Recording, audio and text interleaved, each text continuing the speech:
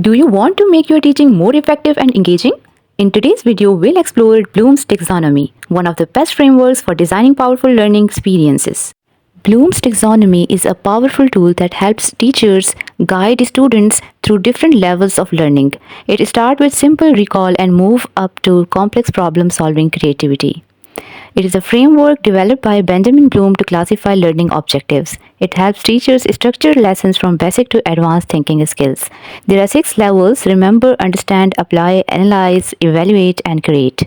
Let's go step by step through Bloom's 6 levels. It starts with remembering basic facts and move all the way to creating something entirely new. Now let's see how you can apply this in your classroom. Remember, recall facts and basic concepts. Understand, explain ideas in your own words. Apply, use knowledge in real life situations. Analyze, break down information into parts. Evaluate, justify decision and opinions. Create, design or invent something new. Start with remembering. Use quizzes, flashcards, and definitions. Move to understanding. Encourage summaries and discussions. Apply learning. Assign real-world problems or case studies. Analyze. Use comparisons, cause and effect charts. Evaluate. Let students debate, critique, and justify opinions. And with creation, have students create projects, presentations, or solutions. A great way to use Bloom's taxonomy is to design lessons that build from simple recall to deep thinking.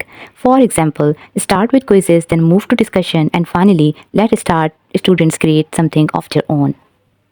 Let's look at how this works in different subjects. In science, for example, students start by memorizing planet names and later create solutions for real-world problems like pollution. By applying Bloom's taxonomy, you help students think critically, engage more deeply, and retain knowledge for longer. It transforms learning from memorization to mastery. Now that you understand Bloom's taxonomy, start applying it in your teaching. Which level do you see most? Comment below and let's discuss. Don't forget to like, share, and subscribe for more education tips.